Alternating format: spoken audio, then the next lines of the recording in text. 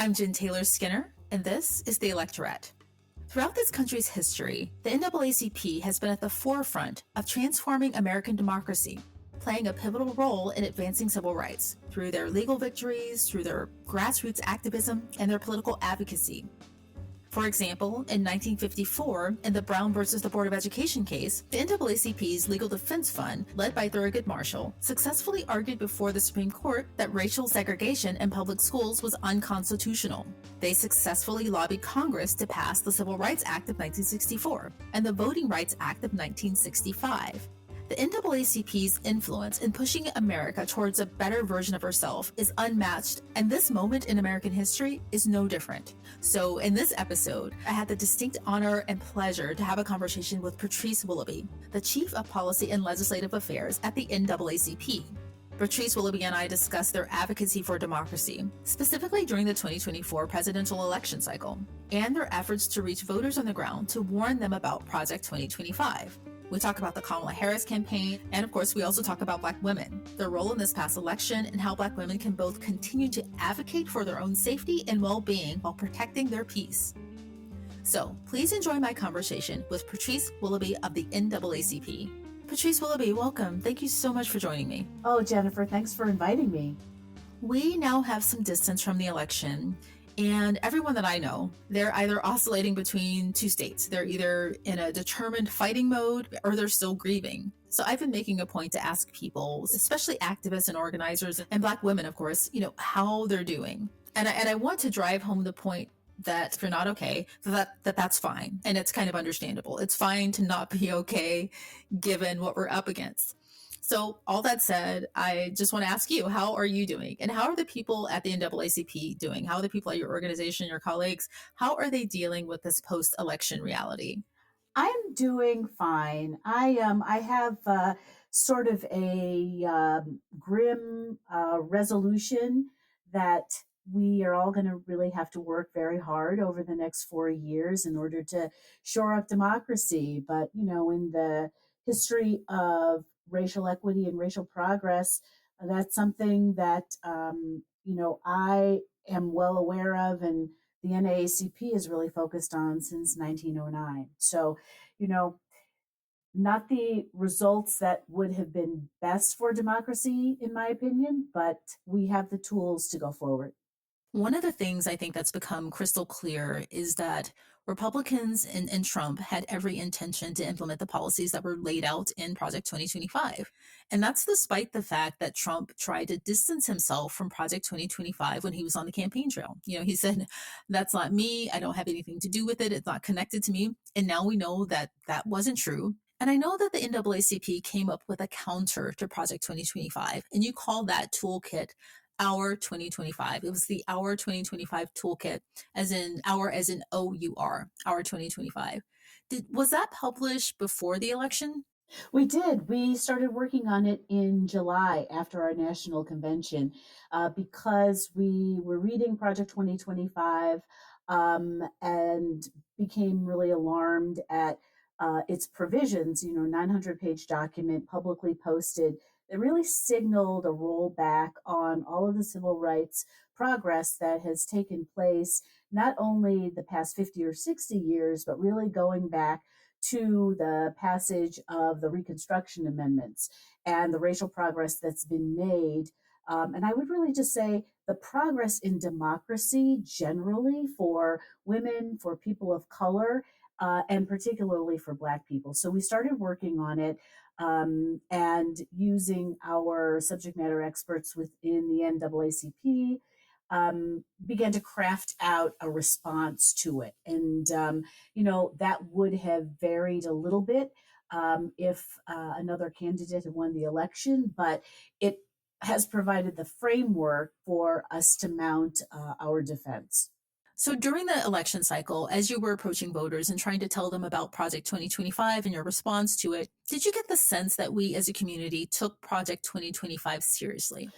I think initially they were unaware. And I also think that to some extent, because many people are not really in and don't have the time to be in the weeds in terms of policy, that they weren't really sure of the implications of it. I think that the implications and its application are really yet to be seen.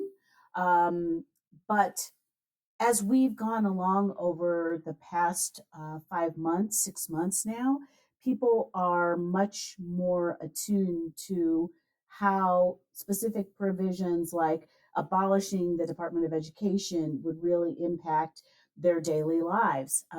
Veterans, in some of the constituencies that might have voted for the conservative candidate are aware that that alignment may not really square up with what their interests are. So there's heightened awareness, but I also think that it took a while for people to really pay attention because we're not really attuned into that connection between policy and real world effects. Right. And again, I think that not just with the Black community, but I think people in general had trouble imagining the scope and the breadth of Project 2025.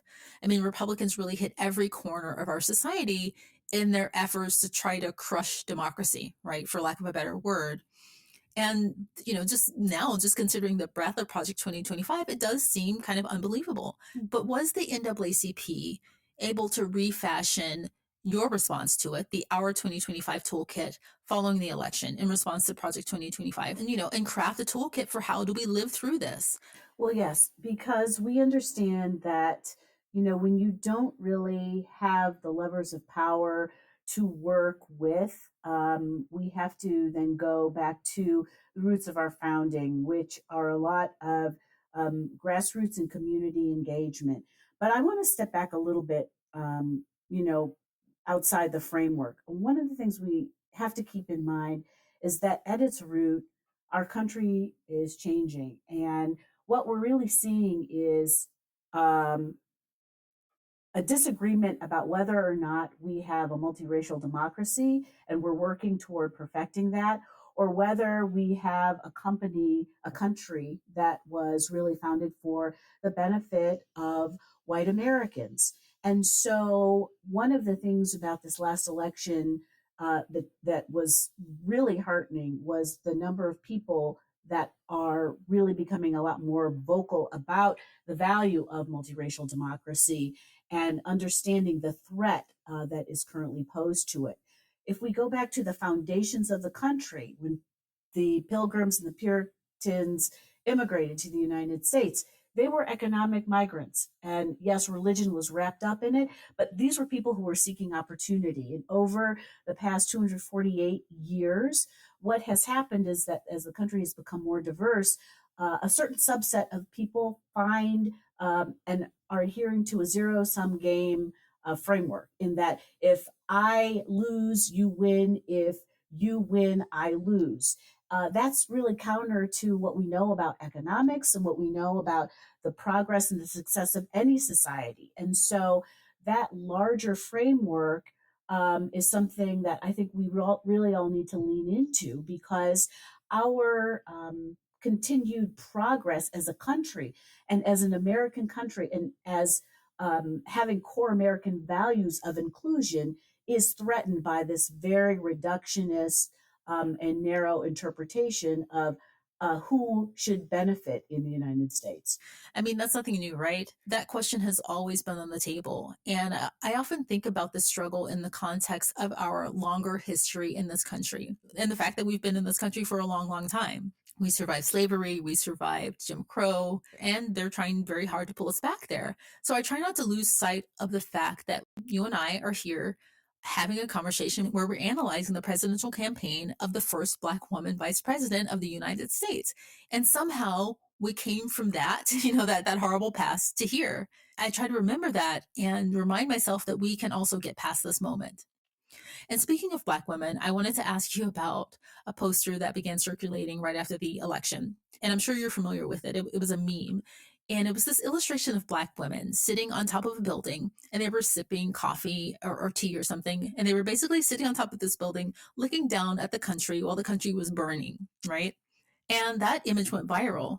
And when I first saw it, it made me feel good. The idea of Black women, sitting back and taking care of themselves, right? But, we have to be honest. There's another side to this. Black women can never really sit back, right? We risk sacrificing ourselves, our safety, and our families. We have always had to act to protect ourselves against the onslaught of policies that target us, target our bodily autonomy, our safety, the safety of our families and our communities. You know, and here's the important thing about that. This is a cycle that we have not been able to escape. The work that we will inevitably do to save ourselves, whether it's work for reproductive justice, whether it's for trying to improve the maternal mortality outcomes, whether it's, economic justice or whether it's voting rights, the work that we do to save ourselves will benefit everyone. So I'm curious about your thoughts on that and how we as Black women can both protect ourselves while also protecting our peace. Well, our secret sauce as Black women has always been in our ability to organize, as well as our intelligence and our strength and our resilience. You're absolutely correct. Black women have been the conscience of the United States since its inception. And, 92% of us were out working and actively trying to protect the democracy. Um, it's absolutely appropriate for us to take our rest for a moment to reset because I think a lot of people had the realization that they were living in one type of country and the election results proved a very rude awakening, and that there are people that still adhere to a lot of racist ideology or fear mongering. The voting patterns of white women were deeply disappointing because I think we've all seen and heard a lot of false claims of allyship.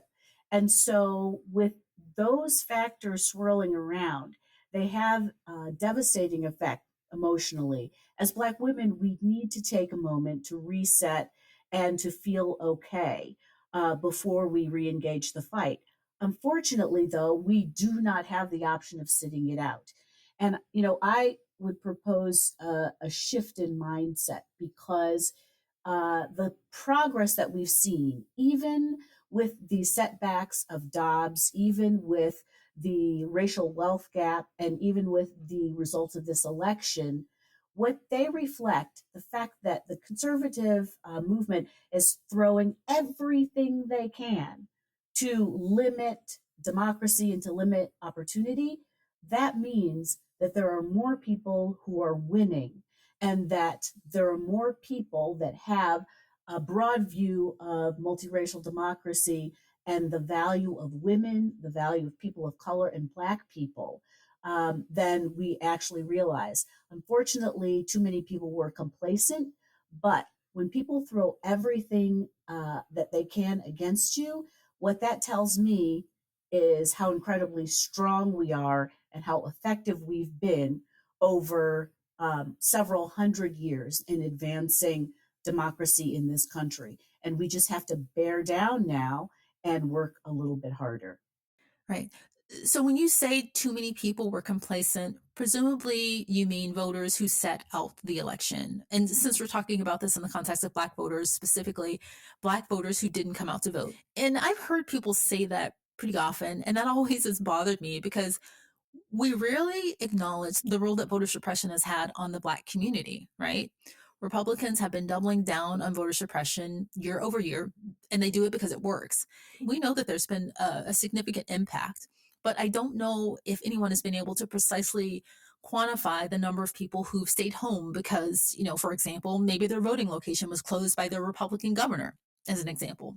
So I guess I'm struggling with how we can distinguish between those voters who didn't have a place to vote, for example, or who may have been sent home because they didn't have the right voter ID, or maybe they were turned away because their names were thrown off of the registration rolls. How do we distinguish them from people who just decided to stay home? So the data that compares voter file, the number of people who have voted, I think that the data is still being crunched. But we do know that there's a significant population of folks that choose to set it out and that don't engage, largely because they don't believe that they have been listened to and that they don't feel the benefit of any particular party being in office, even though the policies of one party are much better, the progressives are much better than conservatives. So, what does that mean? It means that it's incumbent on the progressive movement to really get its head out of the clouds and to meet people where they are. Voter suppression has always existed from literacy tests and poll taxes. And we can assume that voter suppression will continue because the anti-democracy movement knows that if they chip away at the edges, just taking off 2 to 3 votes, maybe per street or per precinct, that adds up to a huge amount of voter suppression and a lot of people that don't vote are prevented from voting. That also means that our efforts on voter education, outreach, and grassroots engagement with people are critically important because the anti democracy movement will use every tool at its disposal. For us, that implies that we have to double down on voter education and ensuring that people have all of the tools that they need to get to the polls because this is nothing new and we can't depend on anyone to come save us. We really have to save ourselves on this one, even while that movement has tried to chip away through the courts and every other mechanism to limit access to the polls. I mean, Shelby County versus Holder, that decision in 2013 was probably the biggest assault on voting rights since the Voting Rights Act was passed in 1965. It was huge. It's still impacting us today. And we don't have an adequate counter to it. I mean, hopefully someday we can pass the John Lewis Voting Rights Act, and And that should help. and the Freedom to Vote Act, because those two bills, Freedom to Vote, addresses gerrymandering, partisan gerrymandering, and some of the money effects in politics. And John Lewis restores the preclearance requirements that were eliminated in Shelby versus Holder. I mean, many of your listeners might be wondering, like, what's the big deal about preclearance? But that Shelby versus Holder case from 2017. Prior to that case, in areas of the country that had been demonstrated that they had large amounts of voter suppression, localities and states were required to pre-clear, submit for approval any changes to their voter registration or voting requirements. And by knocking that out, that really opened the door for all kinds of voter suppression laws to be introduced, hundreds of them across the country, which are directly targeted at Black people, disabled voters, young voters, and anyone else who has a tendency to vote for progressive candidates and causes. One of the issues that Black voters have had in past election cycles is that our communities are often an afterthought for campaigns. And I want to know your thoughts on the Kamala Harris campaign in this respect. I have never seen a presidential campaign that created, as an example, an entire agenda for the Black community. And I'm specifically thinking about her Black male agenda, right? The one that the Harris campaign crafted. That agenda specifically looked at every corner of the Black communities, entrepreneurship, criminal justice reform, and purchasing a home. She even had a provision where she wanted to hire more Black male teachers and get more Black men involved in the technology industry. So, in your opinion, was the campaign's agenda for Black Americans, do you think it reached Black voters in the way that one would expect? So I have a high degree of respect, and I believe that the VP Harris, has been a fabulous vice president. I think that mistakes were made in the campaign at the staff level because although those plans came out and they were very good, they came out too late.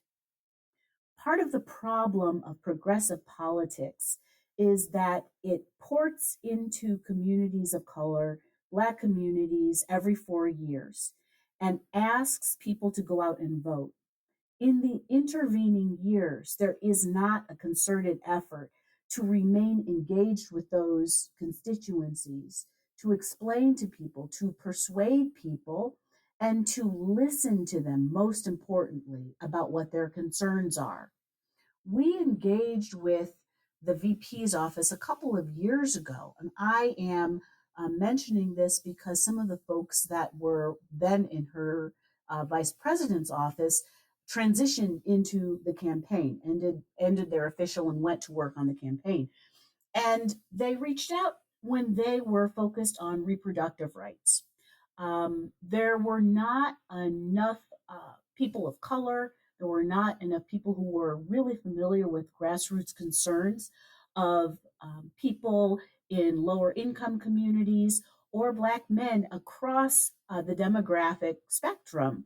And so we had some recent polling that we shared that indicated that the number one concern of Black men across the spectrum, across demographics of every age, was economic opportunity, entrepreneurship. And the second issue was violence, community based violence, and police involved violence.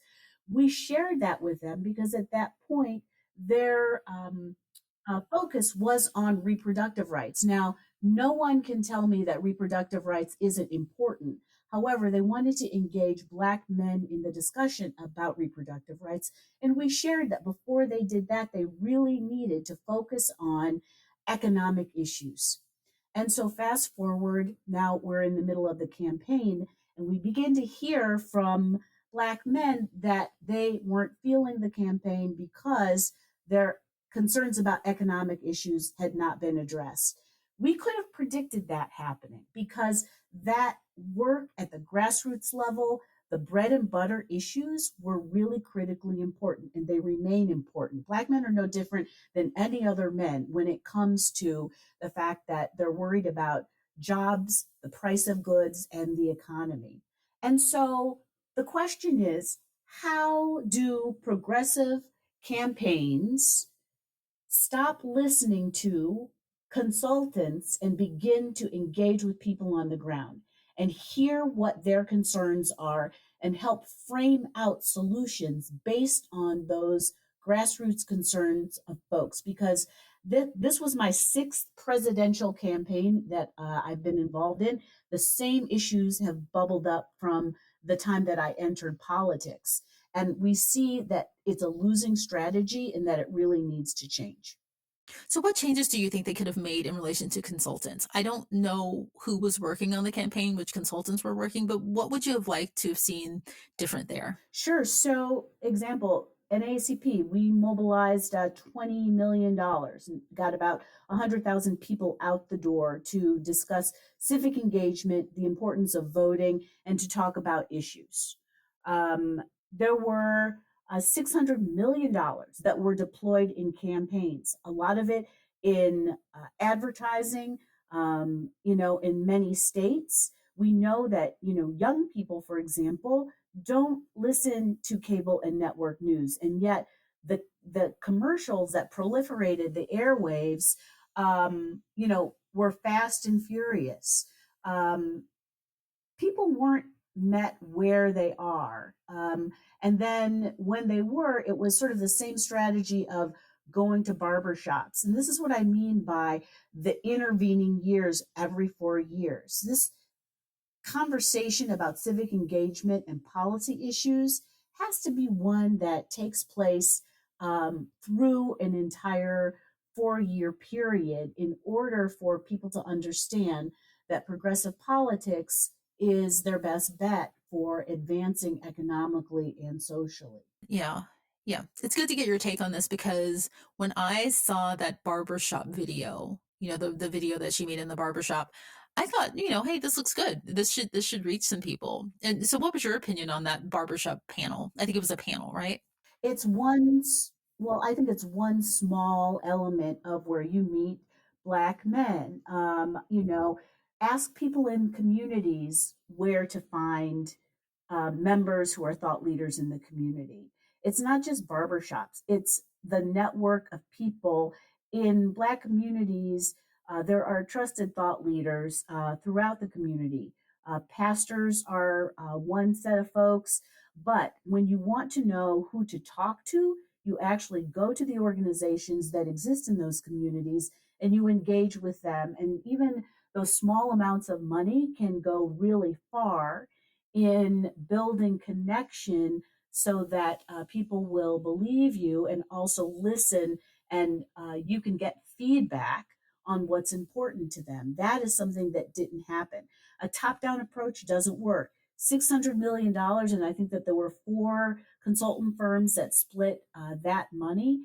Where did that money go? What was the ROI per voter for launching so much money into advertising when, the day of the election, there was, I think, $50,000 that had not been deployed in North Philadelphia that we learned about to a community group because there was reluctance to do that. Why is that? That money should have been deployed so far in advance to do the work of engaging people on the ground.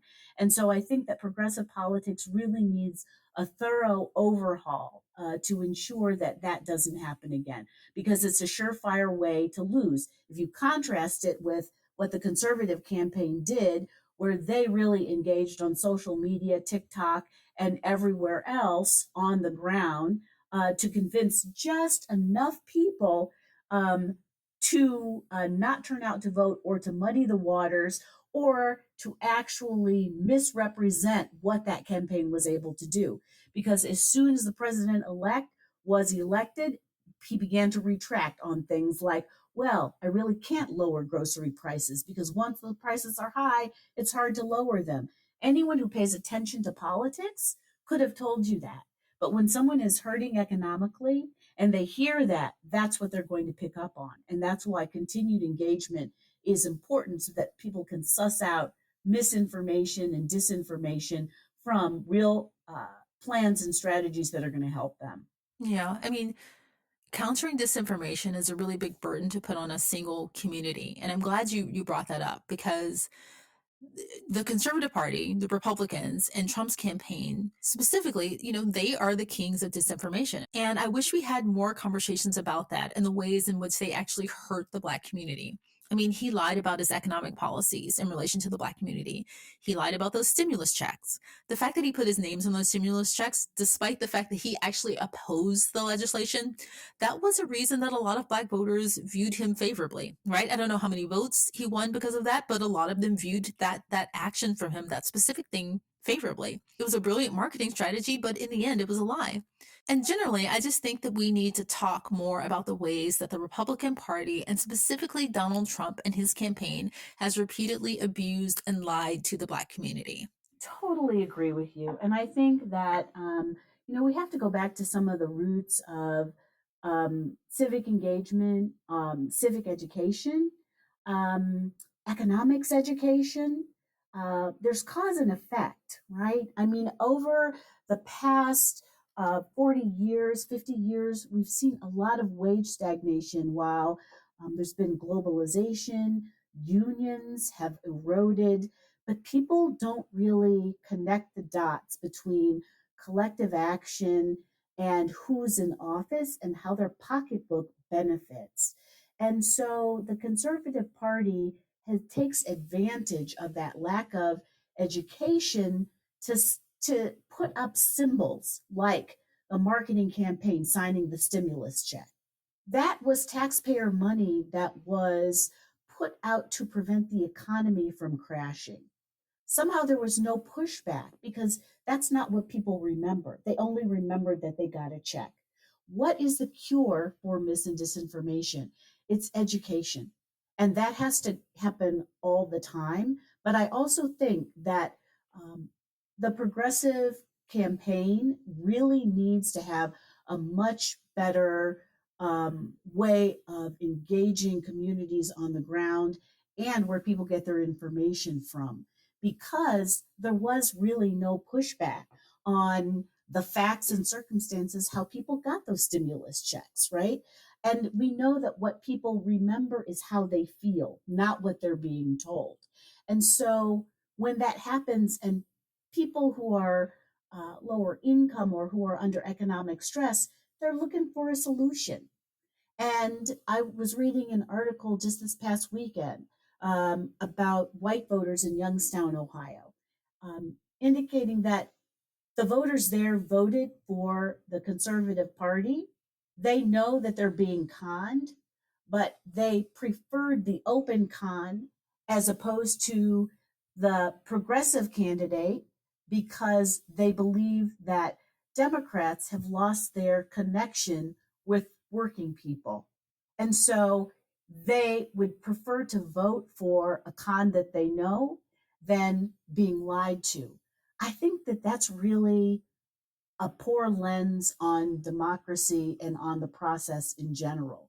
Because how did it erode so much, and how did progressives become so disconnected from people on the ground that there isn't basic education about how the political system works, linking the economy to what politicians promise and what they can deliver? Because if we don't do that hard work of educating people, people will continue to fall for the okey doke over and over again. And that's devastating in its effect on Black communities, but also the disrespect that Black communities are shown by both parties because we have not worked collectively. And we're going to have to educate our own folks and help them to engage elections in ways year round as opposed to depending on anyone else to do it. So, what kind of action do you think should be happening year round? Let's say Kamala Harris decided to run again in 2028. What should be happening right now? Well, right now we see an anti progress agenda in Project 2025. See things like school districts not wanting to teach Black history. You see companies that have a short term focus pulling back on DEI because they've incorrectly labeled DEI as preferences for people who don't deserve it. I think the type of engagement we need to do is a thorough reset on democracy. So, first of all, DEI isn't anything other than American values of inclusion. And one of our core values is ensuring that people have opportunity. How do you have opportunity? We don't assume that the status quo works because there is systemic discrimination built into a lot of our institutions and a lot of our functions in society. The Federal Housing Act denied mortgages and redlined Black communities for years, which prevented the accumulation of racial wealth through home ownership. The Veterans Administration, after Black GIs came back from World War II, and I know this from my own father's story, he served in World War II, discharged honorably. When he came back to the VA in Georgia, they told him he was not eligible for the GI Bill. He didn't find out until about 18 years later that he was. And so there is a history and a legacy of discrimination that needs to be continually addressed through policy. That is not racial preferences to undeserving people. It is righting the formerly discriminatory practices that have created systemic disadvantage. So we have to rename the solutions. That's one thing. And I think that our community institutions, during the 60s, we had freedom schools. I think we need to return to concepts of communities educating young people and children, maybe through Saturday school. Let's teach Black history. Let's show young people and children the links between history and economics and where our country is today, and infuse in them the importance of their own civic engagement and voting as the solution. The reason that people don't vote is because they don't see that there is any benefit to it. But we really need to draw those links from the past to the future in order to ensure that people understand that they have the power and that they need to exercise it. So, whose role is that? Because we're talking about this in the context of the Democratic Party or whoever the Democratic Party decides to run in 2028. It could be Kamala Harris, it could be someone else. Whose role is it to make sure that those connections are made to the Black community? outside of the short-term election cycles. And I know that as a community, we often take the role of educating ourselves, but what roles should political parties, specifically the Democratic Party, play right now to make sure that in the upcoming cycles, including the upcoming midterm cycle in 2026, that Black voters have the information that they need? And I'm asking this specifically because we know that we cannot rely on the Republican Party to do that, at least honestly. I think that it's incumbent upon Black people to ask their elected representatives to ensure that Black interests are represented in both parties. I think that the questions and the pocketbook issues need to be posed to members of Congress, to local and state politicians, and hold their feet to the fire because they have a handle in voting on the platforms, which are the policy positions of both parties. And that continued engagement is really important.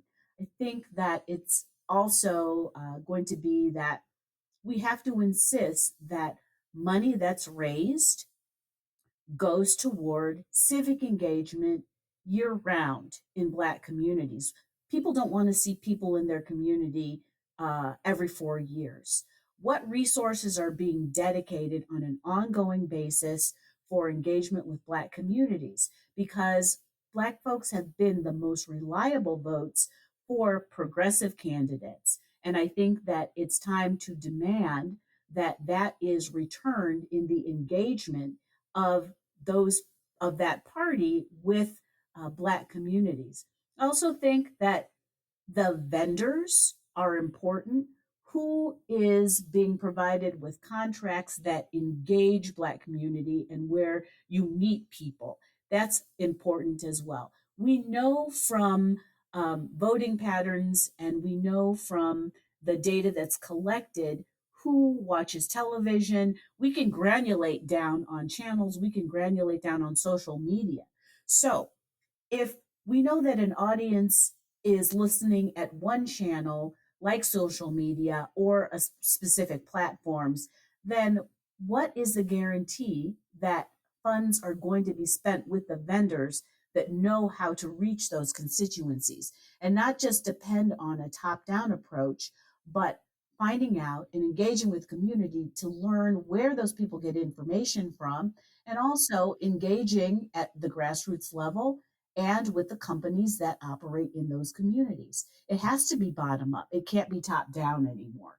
So before we pledge our loyalty to any specific party, I think that it's incumbent on those people who are able to engage their elected officials as well as both parties and find out what they plan to do to ensure the continued success and progress of the Black community writ large. I think that we can all agree that what we're experiencing right now, specifically the attacks on DEI, diversity, equity, and inclusion, is that in a sense, we're experiencing a prolonged backlash to the Obama presidency, right? How do we get past this cycle where we take one step forward and two steps backwards? Every time we make some progress, we have to deal with this prolonged backlash. How do we get to the point where we can elect a woman, a Black woman, to the presidency and have that be kind of a non-event? That's such a good question, and I don't think that it is a specific strategy. I think that we have to look at the long line of progress and how, because we're in the moment, it's really easy for us to be in our feelings. And to your earlier point about being okay to not be okay, I think we need to reflect on that and allow that. But at the same time, we have a long history in this country of consistent action that has resulted in progress for our people. How do we get through the next 4 years? One of the best ways to turn attention from your own feelings is to do outreach and to help those folks who are less inclined than you are to be engaged. One of the gifts of losing this election may be a return to communities helping each other, and both an intergenerational way of engaging older people with younger people, more resource with people who have fewer resources, to understand that uh, the fate of all Black people is tied up with all of us. No one can afford to live in a suburb and not worry about what happens in the inner city. I also think that we have to understand where people are coming from when they are disengaged and they are angry, and find a way to communicate, and meet people where they are, because we can't talk down to people. We have to listen to them and meet them where we're not giving them policy ease, but we're explaining, what a specific bill would do. We're explaining what the position of a specific lawmaker is, so that they can differentiate what's in their interest and what isn't in their interest. Leave the decision making to the people, but really engage on the substance, and help people to have the tools. For example, who are the trusted thought leaders in the community? We have a lot of civic and social organizations that engage. I think it's really important for those organizations that are sophisticated to ensure that, as we do civic engagement, that real information gets out there, and organize when we see things that are untrue, to ensure that thought leaders in communities have the real story, and that there's a plan of action to share that out so that people are not so easily misled. Transparency and information and education are going to provide the key for ensuring that we have continued progress for Black people in this country. And you're so right. I agree with everything. Outreach and civic engagement is cathartic. When you do something for yourself and when you do something for your community, it feels good. It feels grounding and it just makes you feel better. And I think that's something that we can all try to lean into to get through the next 4 years. In the play Pearly Victorious, there's a line that says, be proud of your skin, your hair, your nose, your laughing kindness, because being Black is a secret cup of gladness. And I think that we have to really draw back to the roots of how we've made progress, to help each other. Wow, I really love that. I really love that. Patrice Willoughby, thank you so much for joining me. I truly appreciate you. I truly appreciate the NAACP, all the work that you've done, and your contribution to making this country better for all of us. Thank you for having me, and good luck with all the good work that you're doing, and really sort of breaking down politics to people. And it's like efforts like yours that go a long way, to make politics real and make people understand its use and its implications.